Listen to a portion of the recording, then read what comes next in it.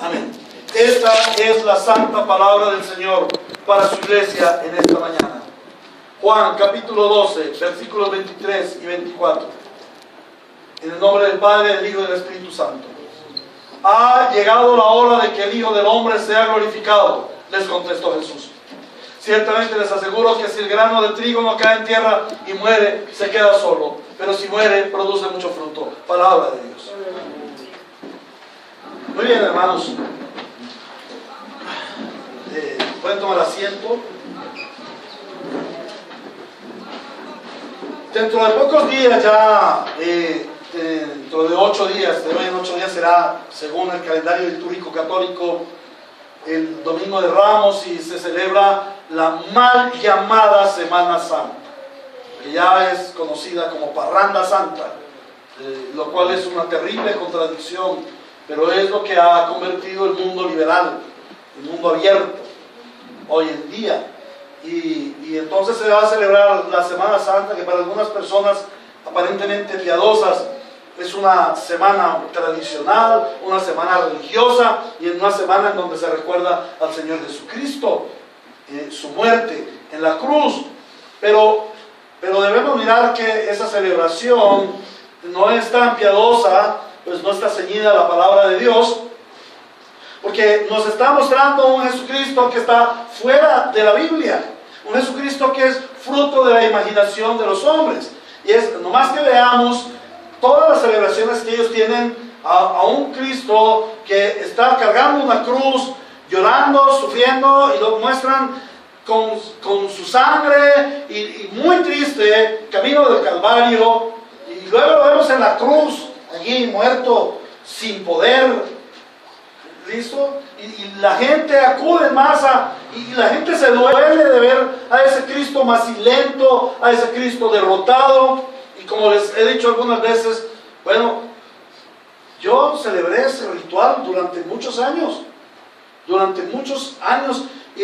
tenía quizás 2 rituales al año, que era buscando el Viernes Santo y quizás la misa de gallo del 31 de diciembre, cuando uno se acordaba que existía un Dios, y entonces iba conforme al Dios de sus imaginaciones a ver la idolatría de la religión pagana y tradicional que ha imperado en nuestras tierras.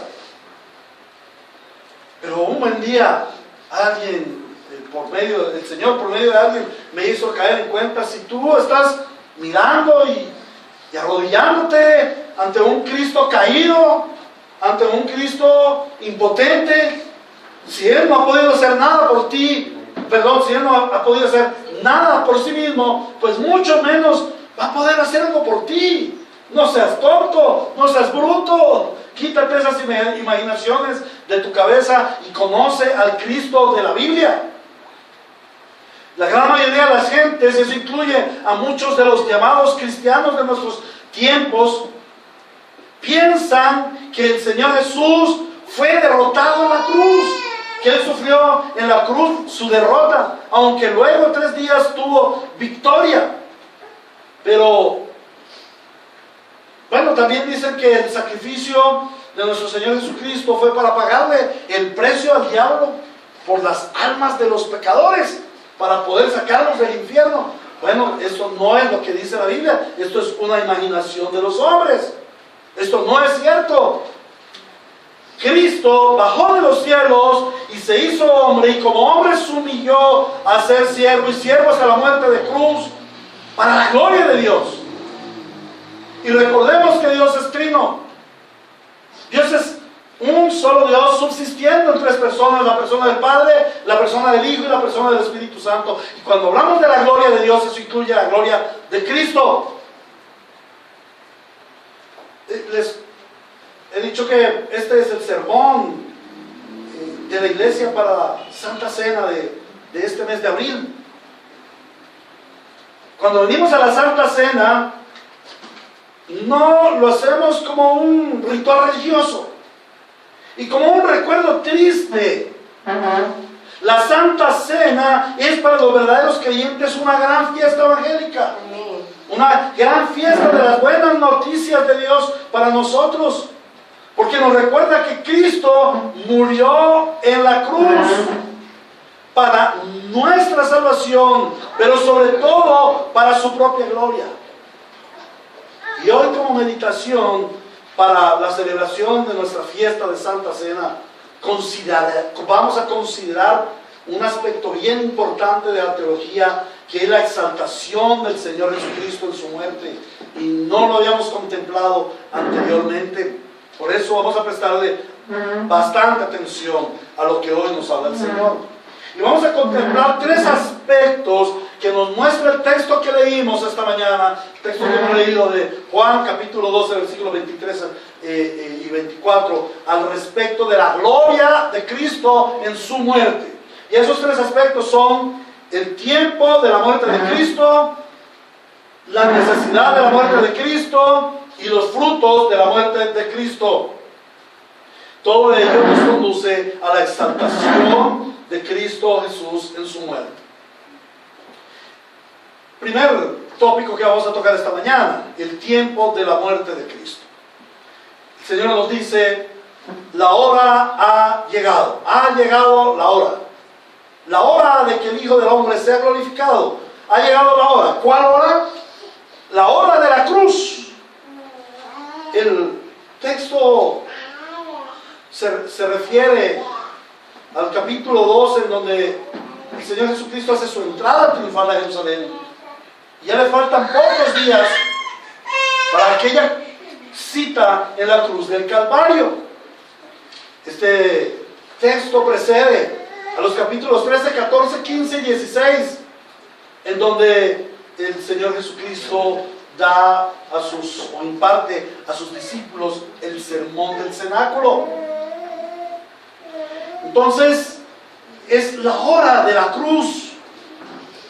Y resulta que la cruz del Calvario no fue una sorpresa para el Señor Jesucristo. No fue algo que de pronto apareció. Algunas personas están acostumbradas a conocer o a ver un Dios que soluciona las situaciones. Que de pronto, ¡pum!, se apareció una terrible situación y Dios viene a solucionarla.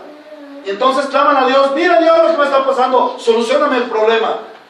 Pero no comprendemos a un Dios que es soberano, a un Dios que es eterno, a un Dios que es omnisciente, a un Dios que lo conoce todo desde la eternidad y hasta la eternidad, y que nada, absolutamente nada, se ha salido de su conocimiento, que nada lo ha tomado a él por sorpresa. Algunas personas dicen que la redención en Cristo Jesús es el plan B, porque el plan A fracasó. Según ellos, el plan A de Dios era la creación del hombre, pero ¡pum!, el hombre cayó en pecado y cogió por sorpresa a Dios. No, eso no es verdad. La redención no es el plan B. Tampoco es el plan A, esperando un B o un C o un D. No. La redención es el único plan de Dios. Amén. ¿Para qué? Para la gloria de Cristo, para la gloria de Dios. Amén. Entonces, Cristo el Señor no fue tomado por sorpresa cuando Él iba a ir a la cruz del Calvario. Los hombres naturales, nosotros, ni yo, ni tú, ninguno de nosotros sabemos ni el día, ni la hora, ni la forma como vamos a morir. Pero Jesucristo el Señor tenía muy claro, Él conocía, Él sabía el día, la hora, la forma, el instante, todo lo sabía Él, porque Él es Dios. Y esto se sabía desde antes de la fundación del mundo, antes de que algo fuera creado. Ya Cristo sabía y estaba preparado para asistir a esa cita ineludible. El Señor Jesús fue el único ser humano destinado a morir. Todo hombre fue destinado por Dios para vivir y vivir eternamente.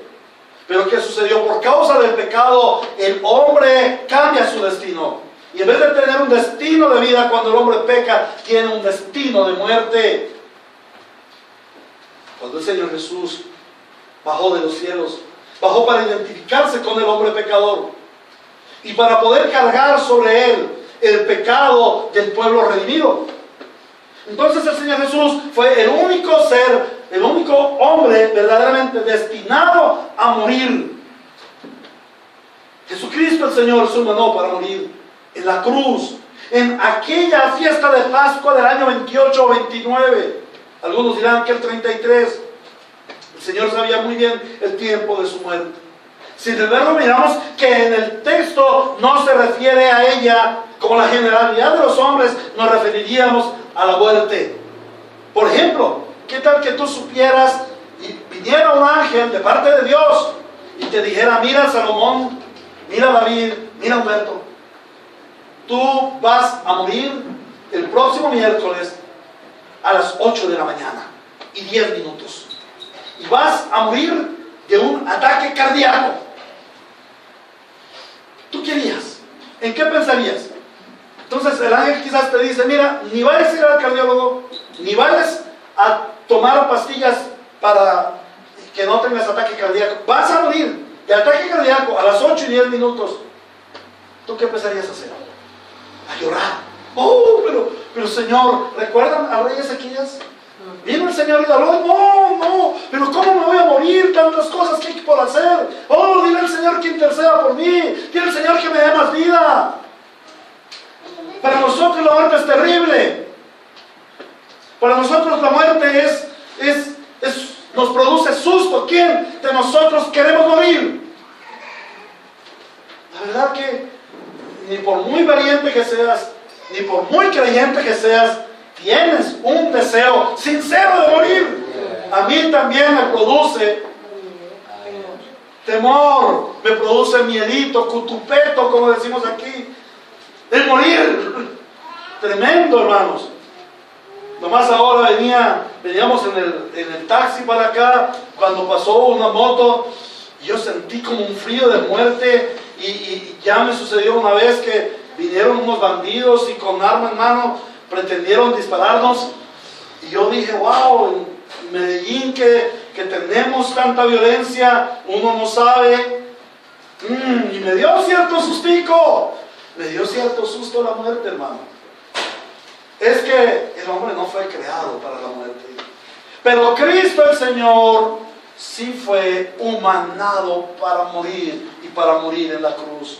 Sin embargo, Él no tenía ese dolor de muerte, esa incapacidad de muerte, no veía la muerte como una gran desgracia.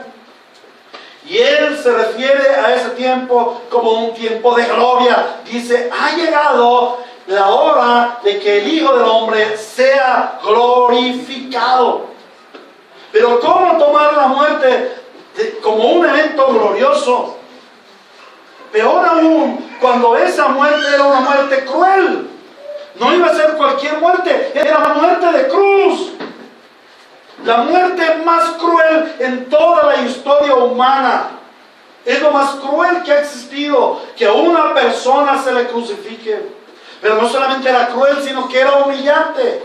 Porque en medio de un pueblo que buscaba santidad, el crucificado era desnudado y expuesto a todos los hombres en desnudez, de tal forma que era una vergüenza, era un oprobio. Se dice que maldito el que moría en una cruz.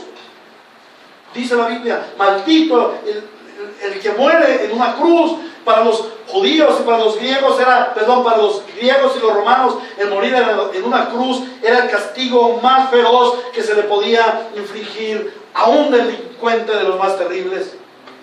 Pero hermanos, no solamente era cruel y era humillante, sino que también era injusta. ¿Por qué era injusta? Porque, como dijo Pilatos: no he hallado pecado en este hombre, no he hallado maldad en este hombre, por lo cual te va a ser crucificado. Azótenlo y déjenlo ir.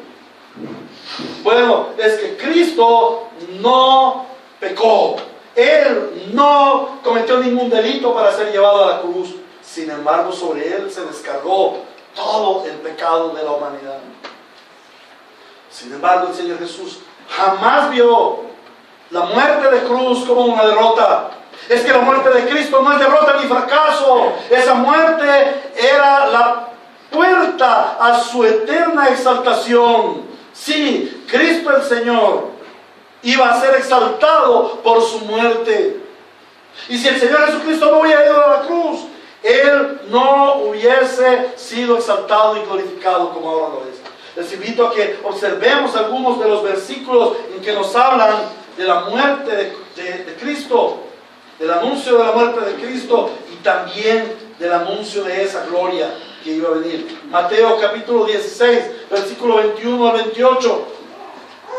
Desde entonces comenzó Jesús a advertir a sus discípulos que tenía que ir a Jerusalén y sufrir muchas cosas a manos de los ancianos, de los jefes, de los sacerdotes y de los maestros de la ley, y que era necesario que lo mataran y que al tercer día resucitara. Pedro lo llevó aparte y comenzó a reprenderlo. De ninguna manera, Señor, esto no te sucederá jamás. Jesús se volvió y le dijo a Pedro: aléjate de mí, Satanás. ¿Acaso quieres hacerme tropezar? No piensas en las cosas de Dios, sino en las cosas de los hombres. Luego Jesús dijo a sus discípulos: si alguien quiere ser mi discípulo, tiene que negarse a sí mismo, tomar su cruz y seguirme. Porque el que quiera salvar su vida, la perderá. Pero el que pierda su vida por mi causa, la encontrará. ¿De qué sirve ganar el mundo entero si se pierde la vida? ¿O qué se puede dar a cambio de la vida? Porque el Hijo del Hombre ha de venir en la gloria de su Padre con sus ángeles, y entonces recompensará a cada persona según lo que haya hecho. Les aseguro que algunos de los aquí presentes no sufrirán la muerte sin antes haber visto al Hijo del Hombre llegar en su reino. El Señor Jesucristo sabía claramente que cuando Él asistía a la cruz del Calvario a morir por nuestros pecados, iba a ser glorificado. Les invito a Juan capítulo 17, versículos 1 al 5. Dice el Señor: después de que Jesús dijo esto, dirigió la mirada al cielo y oró así: Padre, ha llegado la hora. Glorifica a tu Hijo para que tu Hijo te glorifique a ti. Lo mismo, ha llegado la hora. ¿Cuál hora? La hora de la muerte de cruz. Ya que le has conferido autoridad sobre todo mortal, para que les conceda vida eterna a todos los que les has dado. Y esta es la vida eterna: que te conozcan a ti, el único Dios verdadero, y a Jesucristo, a quien tú has enviado. Yo te he glorificado en la tierra y he llevado a cabo la obra que me encomendaste. Y ahora, Padre, glorifícame en tu presencia con la gloria que tuve contigo antes de que el mundo existiera. Aleluya. El Señor Jesús sabía que esa cita a la cruz jamás le iba a quitar la gloria que Él tuvo. Que esa cita a la cruz era un momento para la gloria de Dios. Amén. Amén. También vemos en Filipenses capítulo 2, versículos 8 y 10. La carta del apóstol Pablo a los Filipenses, muy conocida, muy leída por nosotros en este texto. Y al manifestarse como hombre, se humilló a sí mismo y se hizo obediente hasta la muerte y muerte de cruz. Por eso Dios lo exaltó hasta lo sumo y le otorgó el nombre que está sobre todo nombre, para que ante el nombre de Jesús se doble toda rodilla en el cielo y en la tierra y debajo de la tierra, y toda lengua confiese que Jesucristo es el Señor, para la gloria de Dios Padre. El Padre le da la gloria al Hijo por la obediencia que Él tuvo en la cruz del Calvario. Y finalmente también leamos Hebreos, la carta a los Hebreos en el capítulo 12, versículo 2, en donde el Señor nos dice: fijemos pues la mirada en Jesús, el iniciador y perfeccionador de nuestra fe, quien por el gozo que le esperaba soportó la cruz, menospreciando la vergüenza que ella significaba, y ahora está sentado a la derecha del trono de Dios. Cuando el Señor Jesucristo fue a la cruz del Calvario, sabía muy bien que no le esperaba el oprobio, que no le esperaba la derrota, sino que le esperaba la gloria. Cuando observamos el contexto del pasaje que estábamos leyendo en esta mañana aquí en Juan, en el capítulo 12, volvamos allí a Juan capítulo 12, podemos ver que a pesar de que al Señor Jesucristo le esperaba la muerte de cruz, Dios el Padre ya lo estaba llevando por el camino de la exaltación. Leamos los siguientes textos, versículos 1 al 3. 6 días antes de la Pascua llegó Jesús a Betania, donde vivía Lázaro, a quien Jesús había resucitado. Allí se dio una cena en honor a Jesús. Marta servía y Lázaro era uno de los que estaban a la mesa con él. María tomó entonces como medio litro de nardo puro, que era un perfume muy caro, y lo derramó sobre los pies de Jesús, secándoselo luego con sus cabellos, y la casa se llenó de la fragancia del perfume. Yo pregunto, ¿de la fragancia de cuál perfume? El perfume de la gloria de Cristo. Amén. El Señor Jesucristo iba camino del Calvario, sí. Iba camino de la cruz, sí. Iba a morir, sí. Pero esa muerte no era oprobio. Esa muerte era gloria. Y ya el Señor estaba preparando el camino de su gloria. Y ya en la casa de Marta, María y Lázaro, ellos estaban dándole la gloria al Señor. Y le derramaron un perfume de nardo fino. María exalta al Señor con suprema exaltación. Luego, en el versículo 12 al 16, al día siguiente, muchos de los que habían ido a la fiesta se enteraron de que Jesús se dirigía a Jerusalén. Entonces tomaron ramas de palma y salieron a recibirlo gritando a voz en cuello: ¡Hosana! Bendito el que viene en el nombre del Señor, bendito el Rey de Israel. Jesús encontró un burrito y se montó en él, como dice la Escritura: no temas, oh hija de Sión, mira que aquí viene tu Rey montado sobre un burrito. Amén. Cuán hermosa es la palabra que nos cuenta que aquí, en este caso, vino una suprema exaltación. Dice: al principio sus discípulos no entendieron lo que estaba sucediendo. Solo después de que Jesús fue glorificado, se dieron cuenta de que se estaba cumpliendo lo que de Él ya estaba escrito. Amén. Amén. Cuán hermoso es ver cómo el Señor Jesús es glorificado camino del Calvario. Salen las multitudes de Jerusalén para darle la gloria a Cristo. Pero luego, en los versículos 20 a 23, también vemos otro caso de exaltación. Entre los que habían subido a adorar en la fiesta había algunos griegos, y estos se acercaron a Felipe, que era de Betsaida de Galilea, y le pidieron: Señor, queremos ver a Jesús.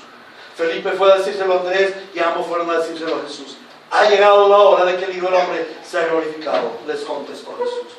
Wow, aún los griegos que eran prosélitos venían a exaltar al Señor Jesús. Queremos ver a Jesús, queremos exaltar a Jesús.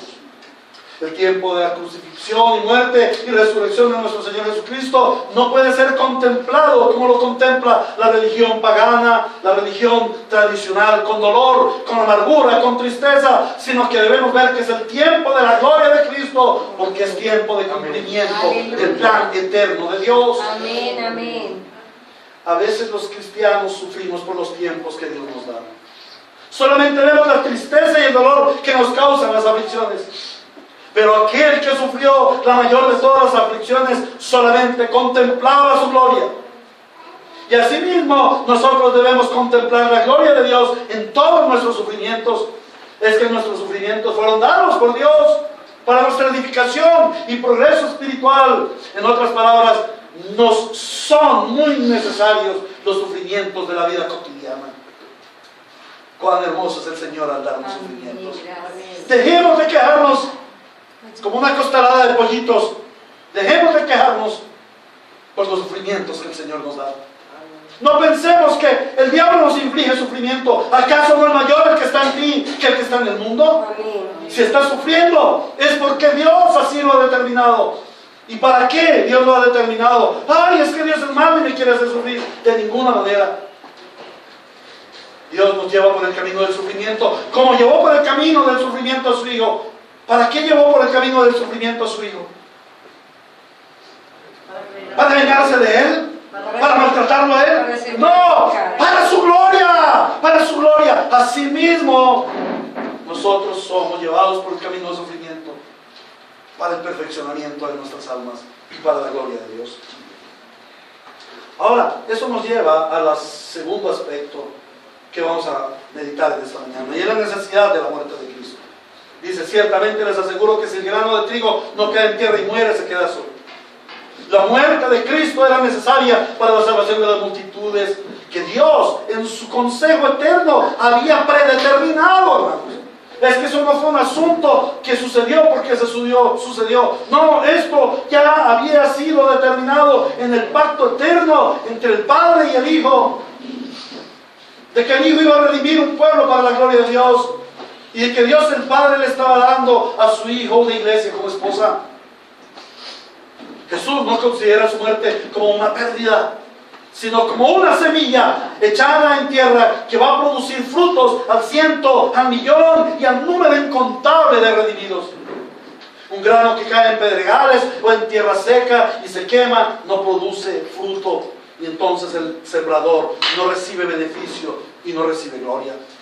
Pero cuando el grano cae y muere, entonces comienza a germinar una nueva planta, y esta produce flores hermosas y luego frutos abundantes, que a su vez son más semilla para que haya más y más frutos, y así el sembrador es glorificado en tan abundante cosecha. La muerte de Cristo era necesaria para redimir a la raza humana que había caído en el pecado y no estaba produciendo el fruto de gloria para el buen sembrador. Y el árbol que no da fruto es cortado y secado y echado fuera y luego quemado. Pero el árbol que produce fruto es dado para que produzca, es podado para que produzca fruto. Y en esto es glorificado nuestro Padre y su Cristo, en que los salvados vayamos y produzcamos mucho fruto. Amén. Jesús fue como una semilla que produjo mucho fruto, fruto de redención para los pecadores. Ahora miremos, analicemos por un momento los frutos de la muerte de Cristo.